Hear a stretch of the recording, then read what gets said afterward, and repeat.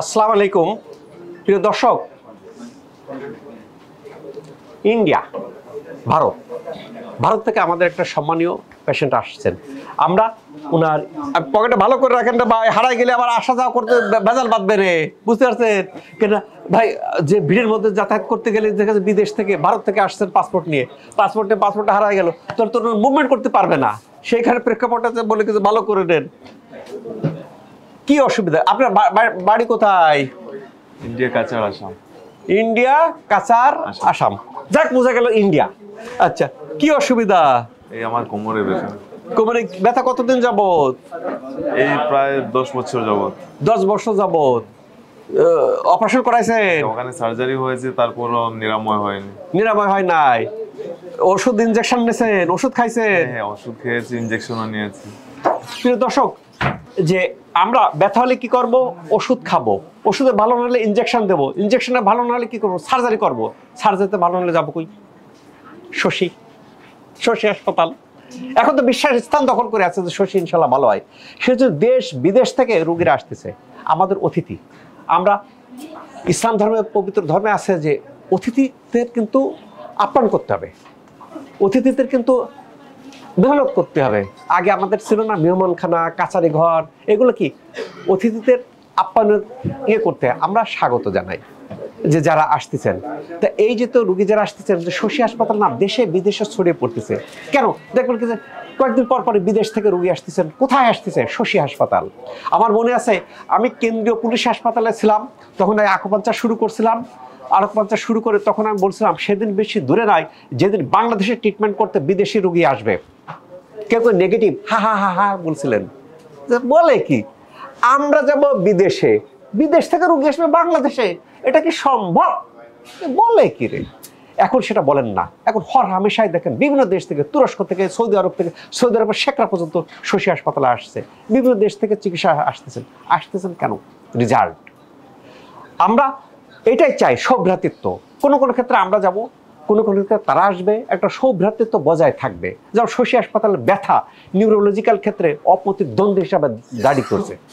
যার যত রকমের সমস্যা আছে এখানে কোর্স কমপ্লিটের পরে ভালো হয়ে যাচ্ছেন, যে আলহামদুলিল্লাহ। আপনাদের ওখান থেকে অনেক রোগী আসছে, তাদের সাথে কি কথা হয়? কথা হয় নাই? কথা আমি ফেসবুকে দেখে এসেছি। ফেসবুকে দেখছেন যে ইন্ডিয়া থেকে অনেক রোগী আসে? পরশুদিন কেউ আসছে? এক দুইটা দেখেছি। এক দুইটা দেখছেন? আলহামদুলিল্লাহ। আমরা এক্সপেক্ট করব যে আপনি কোর্স কমপ্লিট করবেন, বুঝতে পারছেন? আমরা আশা করি আপনি ব্যথার ওষুধ খাইছেন, ভালো হন নাই, ইনজেকশন নিয়েছেন, ভালো হন নাই, অপারেশন করছেন, ভালো হন নাই, ডোন্ট কেয়ার। শশী ইনশাল্লাহ কোর্সটা কমপ্লিট করেন। কোর্স কমপ্লিট করতে যে অসুবিধা আমার সাথে কথা বলবেন, ঠিক আছে? কেন আমরা চাই কি যে উনি যে উদ্দেশ্য নিয়ে একটা বিদেশে আসছেন, বাবারে বিদেশে যারা যাচ্ছেন তাদের থেকে ঝক্কি ঝামেলা, কোথায় থাকবো, কি খাবো, পাসপোর্ট নেবো, এই টাকা কত লাগবে, অনেক রকম ঝামেলা থাকে মাথায়। এটা ভেদ করে উনি আসছেন, কাজে আমরা চাই যে উনি খুশি মুখে, উনি ওনার যে উদ্দেশ্য নিয়ে আসছেন আল্লাহ তাআলা নেক উদ্দেশ্যটাকে হাসিল করবে। উনি ভালো চলে যাবে, ভালো আশেপাশে বলবে যে ইন্ডিয়া রোগী, এই তুই কি রে, তুই কি ব্যথা, ধর শশীতে যা, তুই কিসের অপারেশন করবি, শশীতে যা, ওখান থেকে ভালো হয়ে যাবে। তাহলে শশী হাসপাতালের নামটা দেশে বিদেশে ছড়িয়ে পড়বে। এই জিনিসটা কিন্তু শশী হাসপাতাল অলরেডি দেশে বিদেশে একটা স্থান দখল করে আছে। তা এই যে তো যাতে রুগী আছে যারা এসে যাচ্ছে, তা আমরা এক্সপেক্ট করি যে উনি যেন কোর্সটা কমপ্লিট করে। কেন আমরা বুঝতেছি যে আমি ওনার ইয়েটা দেখছি, এই মাত্র দেখার পর আমি বুঝে গেছি ভালো হবে ইনশাল্লাহ। ভালো হতে কয়দিন টাইম লাগে, আমি 30 দিন দিছি, তবে এক্সপেক্ট করি 30 দিনের আগেই হয়তো রেজাল্ট আসতে পারে এনার ক্ষেত্রে, বুঝতে পারছেন? কেন সবার সিস্টেম তো সমান না। কাজে যারা বিভিন্ন জায়গায় যায় অপারেশন করতেছেন, অপারেশনে কাঙ্ক্ষিত ফলাফল হচ্ছে না, শশী চলে আসেন একবার। আমি যেটা বলি কোর্সটা কমপ্লিট করে দেখেন। আর এখন অনেকেই বুঝে গেছে, এখন অপারেশনে যেতে চায় না, অপারেশন আগেই শশীতে আসে ভালো হয়ে যায়। স্যার আমার অপারেশন ডেট পড়ছে, টাকাও জমা দিছি। আমি বলি 1 মাস পরে দেন, আগে আমার কোর্সটা কমপ্লিট করেন। তা এরকম যে শশী হাসপাতাল, আর বিশেষ করে এই যে বিদেশি রুগী উনি যখন আসছেন, ইন্ডিয়াতে তার বাংলাদেশি টাকা চলে না, ইন্ডিয়াতে চলে তাদের রুপি, তারা ডলার কনভার্ট করে আসে কি করে? বিদেশি মুদ্রা এখানে খরচ করেন। খরচ করলে কেন? উনি খাবেন, টাকা খরচ করবেন কি? বিদেশি মুদ্রা। উনি হোটেলে যাবেন, খরচ করবেন কি? বিদেশি মুদ্রা। আমার এখানে দেবেন কি আমাদের মুদ্রা। কাজে একটা বৈদেশিক মুদ্রা অর্জনের একটা অন্যতম পথ কিন্তু এটা মেডিকেল ট্যুরিজম। আমরা মেডিকেল ট্যুরিজমের ক্ষেত্রে শশী হাসপাতাল অর্থনৈতিক ক্ষেত্রে অবদান রাখতেছে, যদিও সংখ্যাটা কম বা অর্থনীতিতে কম, বাট দ্যাট ইজ অলসো প্রত্যেকটা হাসপাতাল যদি এরকম হতো, দেখতেন যে বিদেশ থেকে অসংখ্য রোগী আসতো, বাংলাদেশের অর্থনীতি চাঙ্গা হয়ে যেত।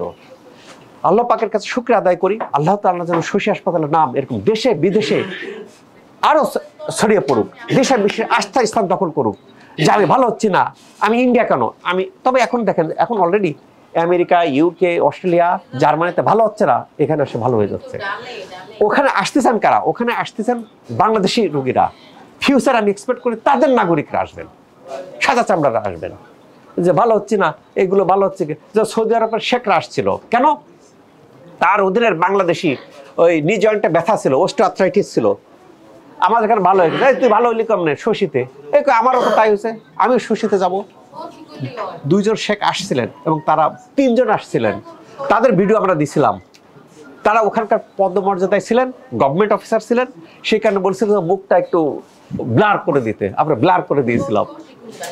আল্লাহ তাআলা আমাদেরকে ভালো রাখুক এবং শশী হাসপাতালের নাম দেশে বিদেশে এরকম ছড়িয়ে পড়ুক, পজিটিভলি ছড়িয়ে পড়ুক, যে এখানে ভালো হয় ইনশাল্লাহ। এই প্রত্যাশা রেখে আমি এখানে শেষ করছি। Doctor S M Shahidul Islam.